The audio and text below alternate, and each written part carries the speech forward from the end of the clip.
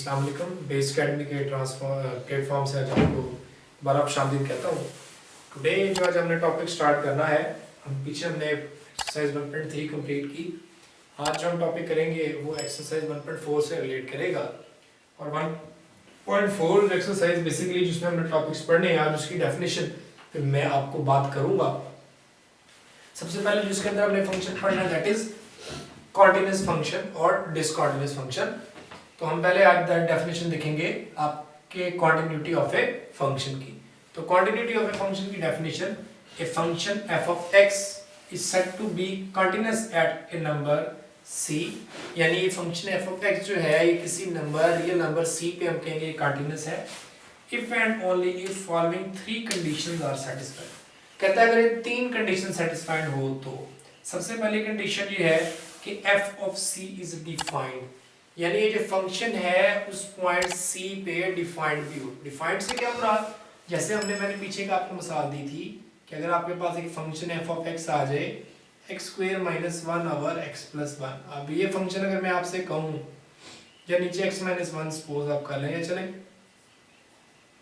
x - 1, अब मैं आपसे कहूँ ये फंक्शन आप चेक करके बताएं क्या ये फंक्शन एट x = 1 पे डिफाइंड है, क्या इसकी x = 1 पे वैल्यू आती है। x = 1 पे वैल्यू निकालें तो आप देखेंगे ये फंक्शन अनडिफाइंड हो जाएगा 1 पे, क्योंकि नीचे डिनोमिनेटर में 0 बन जाएगा। तो फिर हमने इसका सहारा लिया था लिमिट का, by the help of limit फिर हमने इसको फाइंड किया। यानी कि पहली बात तो ये है कि at this point this function is should be defined, यानी फंक्शन ना तो इमेजिनरी आंसर दे ना ही अनडिफाइंड आंसर दे।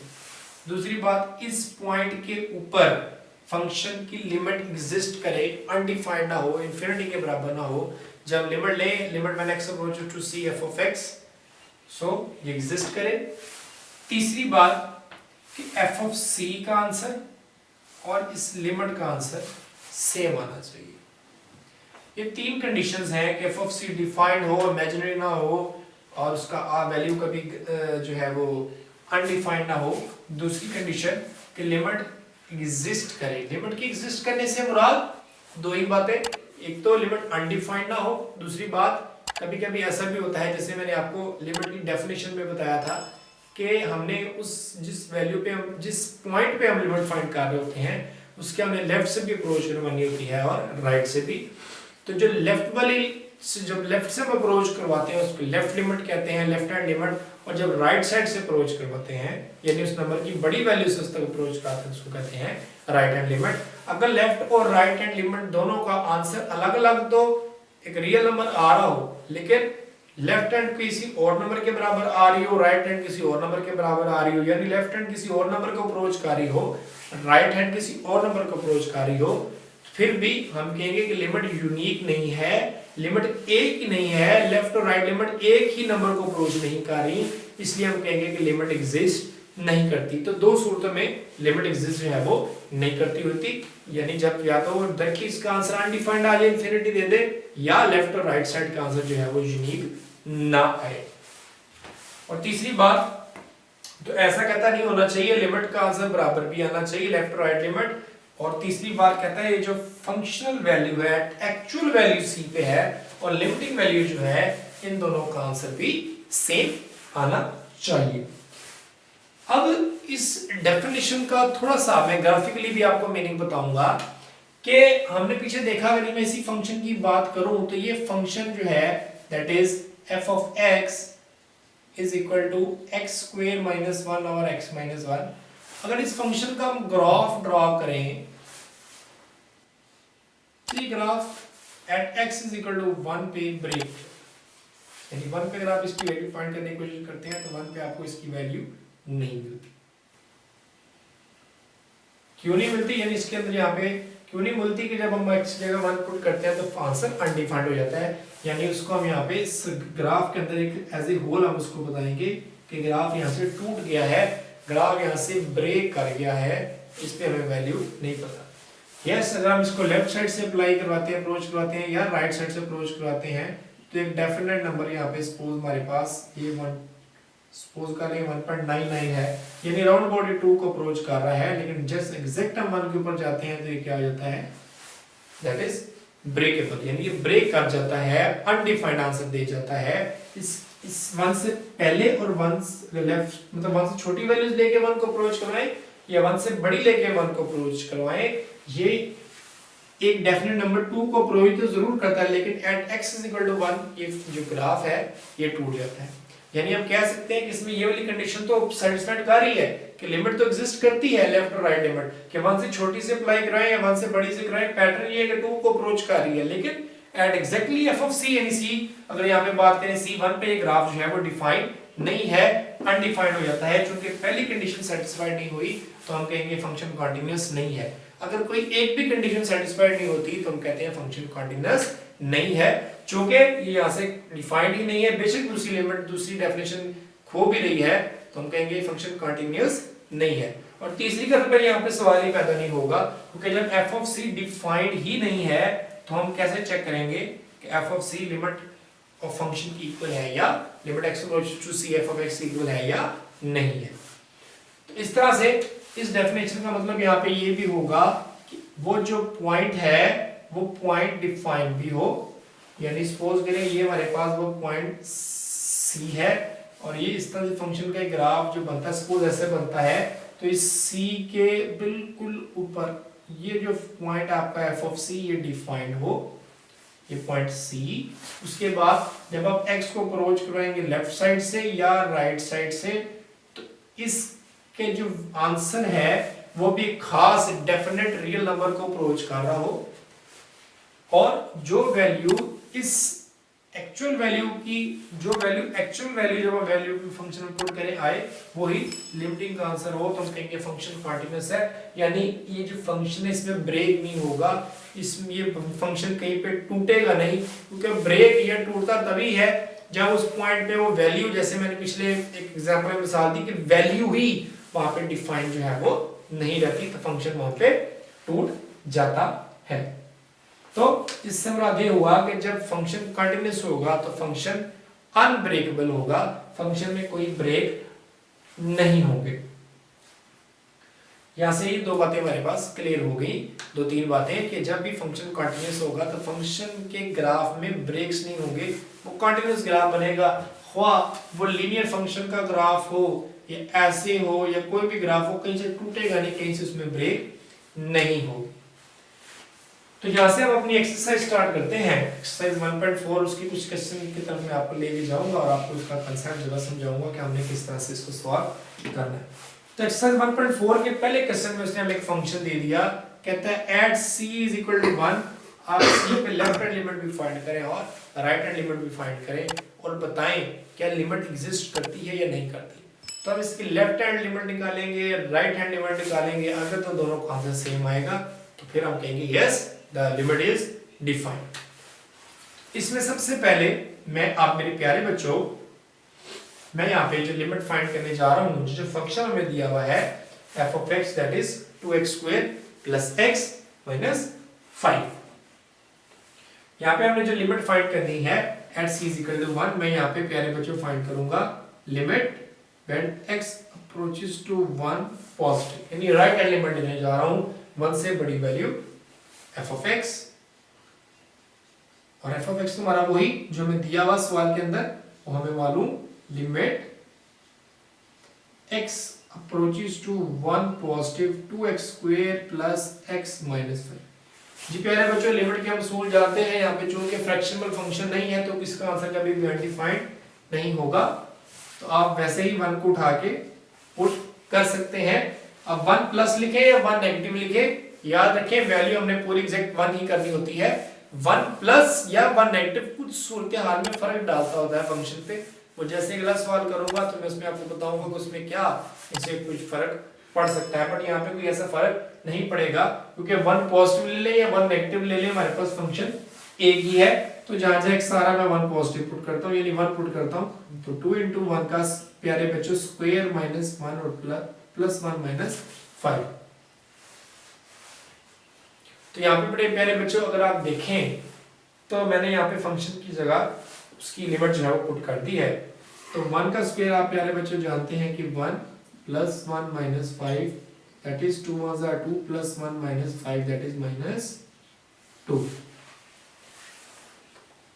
अब यहाँ पे प्यारे बच्चों हम यहाँ पे अपनी लेफ्ट लिमिट फाइंड करेंगे। Limit when x approaches to 1 negative f of x, that is limit x approaches to 1 negative, again function हमारे पास वही है और चूंकि डिनोमिनेटर में वेरिएबल मौजूद नहीं है तो हमें बिला खौफ खतर हम इसकी जगह x की वैल्यू पुट कर सकते हैं, जो कि हम यहाँ पे पुट करेंगे। शाबाश बच्चों, लगाएं 1 लगाएं तो 2 इंटू 1 का स्क्वायर प्लस 1 माइनस 5। जी हाँ प्यारे बच्चों, 2 प्लस 1 माइनस 5 तो आंसर क्या आएगा? जी हाँ दैट इज -2। तो आप यहाँ पे देख सकते हैं कि limit when x approaches to 1 positive और limit 1 x approaches to 1 negative of x का आंसर दोनों का बराबर आया और दोनों का आंसर -2 आया। हम कह सकते हैं क्योंकि लेफ्ट और राइट लिमिट का आंसर बराबर है, सो हम कह सकते हैं कि फिर यहाँ से हमारे पास जनरल लिमिट एग्जिस्ट कर जाएगी, जिसको हम कहेंगे limit when x approaches to 1। यहाँ पे 1 प्लस और 1 माइनस नहीं लिखेंगे, यानी जनरल लिख देंगे लिमिट एग्जिस्ट करती है। इसका मतलब लेफ्ट और राइट लिमिट सेम है और ये दोनों किसकी इक्वल है? -2 के इक्वल। तो इस तरह से जनरल लिमिट जो है वो एग्जिस्ट कर जाएगी।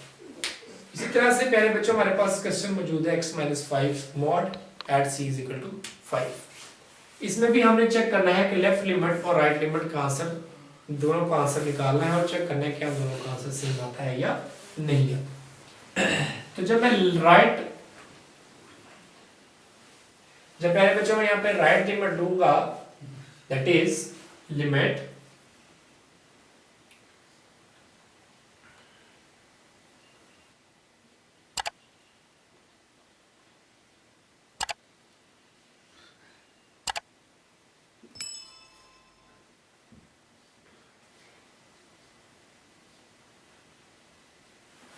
limit when x approaches to 5 plus f of x, that is limit when x approaches to 5 plus x minus 5 का मॉड। अब प्यारे बच्चों यहाँ पे आपको थोड़ा सा मॉडुलस फंक्शन की डेफिनेशन के बारे में पता होना चाहिए कि जब मॉडुलस फंक्शन को हम ओपन करते हैं तो इसकी डेफिनेशन क्या है, किस तरह से इसको हम आगे लेके चलेंगे। तो प्यारे बच्चों x मॉड की डेफिनेशन कुछ इस तरह से अगर मैं यहाँ पे लिखूं तो x mod equal to x होता है इफ x इज ग्रेटर और इक्वल टू 0, और यही x मॉड जो है ये -x के इक्वल होता है अगर f बजाते खुद नेगेटिव हो, यानी कि लेस देन 0।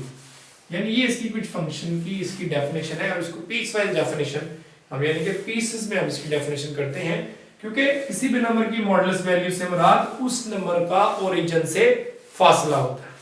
यानी कि मैं 2 की मॉडुलस वैल्यू से बात करूं तो इससे मुराद ओरिजिन का 2 से फासला।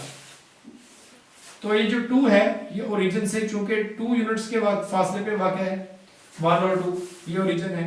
तो जब भी हम 2 की मॉडुलस लेंगे तो हम कहेंगे ये जो 2 का जो modulus value that is equal to 2, यानी इसका ओरिजिन से फासला 2 यूनिट। इसी तरह से अगर मैं आपसे कहूं कि -2 की मॉडुलस वैल्यू क्या है, तो यस आप लोग -2 नहीं कहेंगे बल्कि +2 कहेंगे, क्योंकि -2 ओरिजिन की लेफ्ट साइड पे लाई करता है और मैंने यहाँ पे लफ्ज यूज किया है फासले का, डिस्टेंस का, यानी -2 का ओरिजिन से डिस्टेंस कितना है। तो प्यारे बच्चों आप लोग ये बात जानते हैं कि डिस्टेंस जो है यहाँ पे नेगेटिव कभी नहीं होता। आप एक शहर से दूसरे शहर जाएंगे, लाहौर से कराची जाते हैं, अगर आप कहते हैं मैंने 200 किलोमीटर किया है, जब कराची से लाहौर आएंगे तब भी आप 200 ही कहेंगे, -200 नहीं कहेंगे। So distance is always positive, similarly time is always positive. So हम कह सकते हैं कि -2 की मॉडुलस वैल्यू भी +2 है, क्योंकि ये -2 का डिस्टेंस है फ्रॉम ओरिजिन। अब प्यारे बच्चों -2 का डिस्टेंस, हमने -2 का मॉडुलस वैल्यू 2 की को लिख तो दिया, लेकिन माइनस के नंबर को पॉजिटिव का बनाने के लिए आपको एक ऑपरेशन बीच में करना पड़ेगा, और वो ऑपरेशन कौन सा होगा? यस आपको बाहर इसके माइनस लगानी पड़ेगी ताकि ये माइनस माइनस क्या हो जाए, प्लस हो। तो यहां से एक बात समझ आई कि माइनस वाले नंबर का जब भी आपने मॉड खोलना है उसके साथ माइनस लगानी है, और इसी चीज को सामने रखते हुए हम यहाँ पे डेफिनेशन बना देते हैं कि x मॉड -x की इक्वल होगा अगर f बजाते खुद नेगेटिव है, यानी कि लेस देन 0 है। इसी तरह से अगर आप 0 का मॉड ले रहे हो तो 0 का मॉड इक्वल टू 0, यानी 0 का 0 से फासला, ओरिजिन का ओरिजिन से फासला दैट इज 0। तो यहां से हम कह सकते हैं कि कोई भी नंबर अगर पॉजिटिव है 2 मॉड तो इसका वैल्यू 2 की इक्वल आएगी, 3 मॉड इसकी वैल्यू 3 की इक्वल आएगी, 4 मॉड इसकी वैल्यू 4 की इक्वल आएगी, ऐसी 0 मॉड इसका मतलब इसकी वैल्यू 0 की इक्वल आएगी। यानी जो मॉडल्स के अंदर नंबर है वो ही आ जाएगा, कब, जब वो नंबर पॉजिटिव है या 0 है। लेकिन नेगेटिव वाले नंबर के लिए उसको हम पॉजिटिव बनाने के लिए हमें माइनस से मल्टीप्लाई करना पड़ता है, इसलिए हम डेफिनेशन ये लिखते हैं कि x मॉड माइनस एक्स की इक्वल होगा, कब, अगर x की जाते खुद लेस देन 0। अब प्यारे बच्चों इस डेफिनेशन को ज़हन में रखते हुए मुझे इस मॉडल्स को यहाँ पे ओपन करना है कि आया कि ये मॉडल्स वैल्यू जब मैं ओपन करूंगा तो ये प्लस की आएगी या माइनस की आएगी। तो इसके लिए पहले हमने ये डिसाइड करना पड़ेगा कि जब हम x अप्रोचेस टू 5 पॉजिटिव की बात कर रहे हैं तो इस x माइनस 5 मॉड का आंसर प्लस आ रहा है या नेगेटिव आ रहा है। इसको करने के लिए आप चूंकि x अप्रोचेस टू 5 पॉजिटिव है, 5 पॉजिटिव से मुराद ये नंबर 5 से बड़ा है। मैं अपनी आसानी के लिए आपको समझाने के लिए फर्ज कर लेता हूं कि ये जो नंबर है 5 से बड़ा है, दैट इज 5.1। तो अब जब ये नंबर आप 5.1 इस फंक्शन के अंदर पुट करेंगे तो ये आपके पास x की जगह 5.1 माइनस 5, x की जगह 5.1 पुट किया माइनस 5 और इसका मॉड। अब 5.1 में से जब आप 5 माइनस करेंगे that is 0.1 and this is positive number. और जब पॉजिटिव नंबर होगा तो हम जानते हैं इसका मॉड अपने बराबर ही होगा, इसमें कोई हमें माइनस लगाने की जरूरत नहीं है। यानी यहां से हमें ये बात समझ आई कि इसका मॉड खत्म करेंगे, मॉड खत्म करके सिंपल हम ब्रैकेट लगा देंगे और बगैर माइनस वगैरह कोई साइन इसका चेंज नहीं करेंगे। आप सिंपल जहां जहां एक्स आ रहा 5 लगाएं तो 5 minus 5 that is equal to 0 हमारे पास वैल्यू, इसका आंसर 0 है। इसी तरह से प्यारे बच्चों जब हम लिमिट लेंगे, limit when x approaches to 5 negative f of x that is equal limit x approaches to 5 negative x minus 5। अब प्यारे बच्चों हमने ये देखना है कि जब लिमिट 5 से छोटी है, जब लिमिट 5 के लेफ्ट साइड से अप्रोच कर रही है तो फिर इस अंदर वाले फंक्शन का आंसर आया कि पॉजिटिव आ रहा है या नेगेटिव आ रहा है, ताकि हम मॉडल्स की डेफिनेशन के मुताबिक इसको ओपन कर सकें। तो आपको समझाने के लिए अगेन मैं यहाँ पे चूंकि 5 से छोटा नंबर है मैं फर्ज कर लेता हूं कि ये नंबर 4.9। जब इस x की जगह 4.9 लगाएंगे तो हमारे पास आएगा 4.9 माइनस 5। 4.9 माइनस 5 करेंगे तो आप लोग जानते हैं दैट इज माइनस 0.1। और ये बात मैं पीछे कर चुका हूं, अगर माइनस में नंबर आ जाए मॉडल्स के अंदर तो उसको जब हल करते हैं हम माइनस लगा के उसको खोलते हैं। यानी यहां से हमारे पास ये बात क्लियर होगी कि इस मॉडल्स के अंदर जो वैल्यू बन रही है वो माइनस है। अगर मॉडल्स के अंदर वाली वैल्यू माइनस है तो हमें जब इसका मोड ओपन करेंगे तो हमें साथ माइनस लगाना पड़ेगा। तो हम यहाँ पे इसका मॉडल्स ओपन करेंगे और साथ माइनस का साइन लगाएंगे, that is minus into x minus 5 that is equal to limit when x approaches to 5 minus 5 negative. अब माइनस अप्लाई करें प्लस 5 और x प्लस का हो जाएगा माइनस। अब हम इसकी जगह लिमिट पुट करें 5 माइनस x की जगह 5 आंसर 0। तो आप गौर करें ऑल्दो कि जब हमने राइट हैंड लिमिट ली या लेफ्ट हैंड लिमिट ली हमारे पास फंक्शन चेंज हुआ, प्लस की लेने की वजह से मॉडल्स में फर्क नहीं पड़ा, माइनस में फर्क पड़ा, लेकिन जब हमने एंड पे रिजल्ट निकाला तो एट द एंड हमारे पास दोनों लेफ्ट और राइट 0 की इक्वल है। तो यहाँ से हम कह सकते हैं कि लेफ्ट हैंड लिमिट और राइट हैंड लिमिट का आंसर सेम है, that is x approaches to 5 positive f of x is equal to limit x approaches to 5 negative f of x, चूंकि दोनों बराबर हैं और दोनों 0 के बराबर हैं तो हम कह सकते हैं यहाँ से लिमिट एग्जिस्ट कर जाएगी x approaches to 5 f of x और ये लिमिट जो बराबर होगी दैट इज 0 जी। तो अब हम यहाँ पे क्वेश्चन डिस्कस करेंगे लिमिट के लिहाज से। मैंने आपको यहाँ पे 2 क्वेश्चन डिस्कस किए। अब हम यहाँ से बात करेंगे प्यारे स्टूडेंट्स कि यहाँ से अगर क्वांटिटी हमें फंक्शन की, जो बेसिकली मैंने आपको पीछे डेफिनेशन बताई कि 3 कंडीशन हमें कंटिन्यूटी की चाहिए, कि कोई फंक्शन कंटीन्यूअस है तो उसके लिए 3 कंडीशन का फुलफिल करना बहुत जरूरी है। तो यहाँ पे हम देखेंगे ये जो दिए गए फंक्शंस, कुछ हमें फंक्शंस दिए जाएंगे, हम चेक करेंगे कि आया ये फंक्शंस कंटीन्यूअस है या नहीं है। तो मेरे पास f of x दिया हुआ है, f of x that is equal to 3x, और ये पीसेस में टुकड़ों में इसकी डेफिनेशन दी हुई है कि इस f of x की वैल्यू 3x होगी अगर x की value less or equal to -2 हो, यानी -2 या -2 से छोटी हो। इसी तरह से इस x की f ऑफ x की वैल्यू x² -1 होगी अगर इस x की वैल्यू -2 से बड़ी हो लेकिन +2 से छोटी हो, और इस f ऑफ x की वैल्यू 3 की इक्वल होगी जब x की वैल्यू ग्रेटर और इक्वल टू 2। यहाँ पे हमने कॉन्टिन्यूटी 2 पे और -2 पे अलग अलग फाइंड करी। जी प्यारे बच्चों, कॉन्टिन्यूटी फाइंड करने के लिए कि ये फंक्शन कॉन्टिन्यूअस है या नहीं है, मुझे बारी बारी ये तीनों कंडीशंस चेक करना पड़ेगी। पहले कि f ऑफ c डिफाइंड है या नहीं है, तो मैं कॉन्टिन्यूटी स्टार्ट करता हूँ प्यारे बच्चों at x is equal to 2। जी बच्चों, जब हम x इज इक्वल टू 2 पे कॉन्टिन्यूटी चेक करेंगे तो सबसे पहले हम, यानी c यहाँ पे हमारे पास 2 है, तो सबसे पहले हम एक्चुअल वैल्यू पे लिमिट एक्चुअल वैल्यू पे हम फाइंड करेंगे कि फंक्शन की वैल्यू आया कि हमारे पास आती है या नहीं आती है, f ऑफ c डिफाइंड है या नहीं। तो अब गौर करें यहाँ पे मुझे वो इन तीनों में से ये जो पीसवाइज फंक्शन दिया हुआ है, मुझे उसके अंदर x की जगह पुट करना है जो x इज इक्वल टू 2 के बराबर।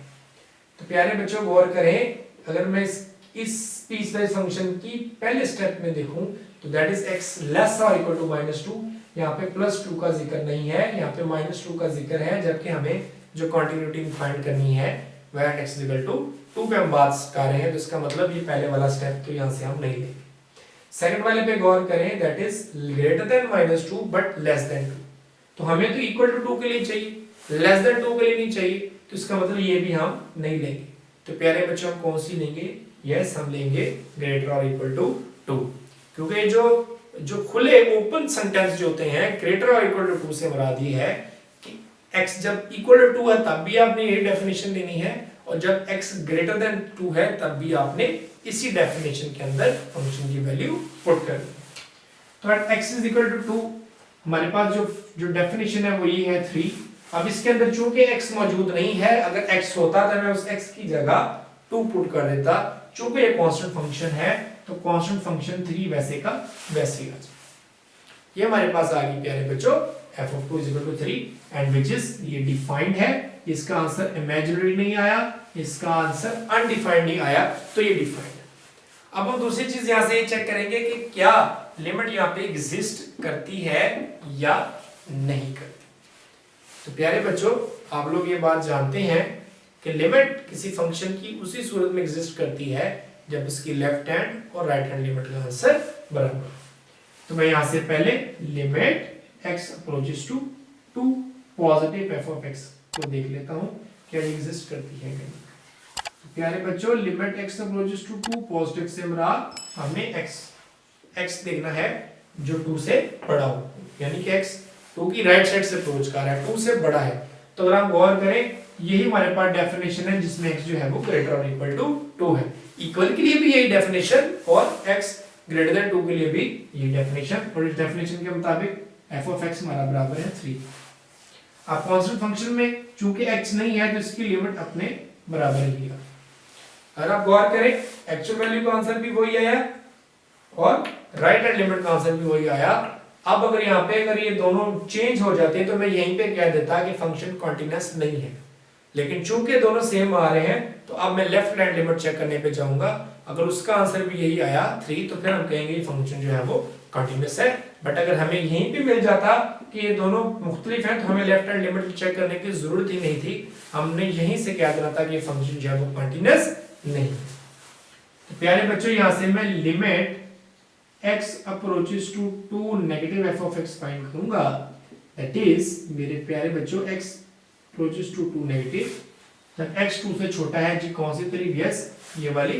जब x लेस देन 2 है तो मेरे पास जो डेफिनेशन है वो है x² - 1।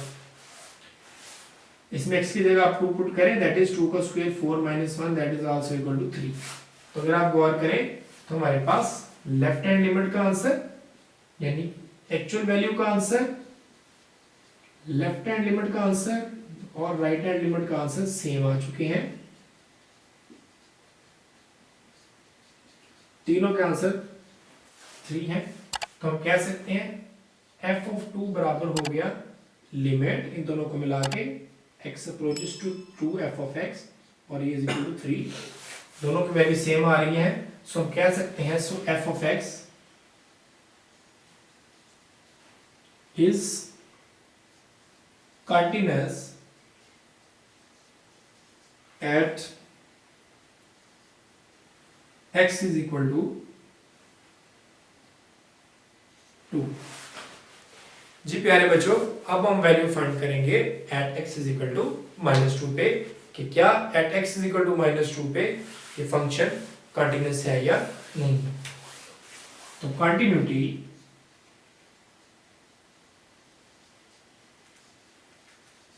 Eight x is equal to -2। जी प्यारे बच्चों, इसमें भी सबसे पहली कंडीशन कि हम चेक करेंगे कि आया कि फंक्शन डिफाइन है या नहीं है। तो f ऑफ -2g, अब यहां से देखेंगे हमने तीनों स्टेप्स में से वो वैल्यू उठानी है जिसमें x -2 के इक्वल हो। तो यस, ये हमारे पास पड़ी हुई है, दैट इज लेस और इक्वल टू -2। तो इसकी डेफिनेशन में 3x है तो x की जगह -2 पुट करेंगे, दैट इज -6। इसी तरह से अगर मैं यहाँ पे लिमिट इसकी लूं x अप्रोचेस टू बेटा -2 positive f of x, that is equal limit x approaches to -2 positive, जब x -2 से बड़ा है तो हमारे पास ये डेफिनेशन यूज होगी, x is greater than -2, that is x square -1। इसमें जब हम -2 x की जगह पुट करेंगे, दैट इज -2 का square -1, that is 4 -1, that is equal to 3। तो आप देखें हमारे पास आंसर 3 आया, जबकि एक्चुअल वैल्यू का आंसर हमारे पास 6 आया था, जो कि बराबर नहीं है। तो हमें यहाँ पे हमने राइट हैंड लिमिट निकाली, लेफ्ट हैंड लिमिट निकालने की हमें जरूरत नहीं है, क्योंकि ये दोनों वैल्यूज यहाँ पे हमारे पास चेंज आ चुकी हैं। तो यहाँ से हम कह सकते हैं कि चूंकि limit when x approaches to -2 positive f of x is not equal to f of -2, so f of x is not continuous या discontinuous at x is equal to -2। तो इस तरह से हम किसी भी फंक्शन की कॉन्टिन्यूटी को चेक कर सकते हैं कि वो कॉन्टिन्यूटी फंक्शन कॉन्टिन्यूस है या नहीं है। मैं उम्मीद करता हूँ आपको मेरी वीडियो पसंद आई होगी। मज़ीद कमेंट के लिए कोई सवाल पूछना हो तो आप कमेंट में हमसे पूछ सकते हैं।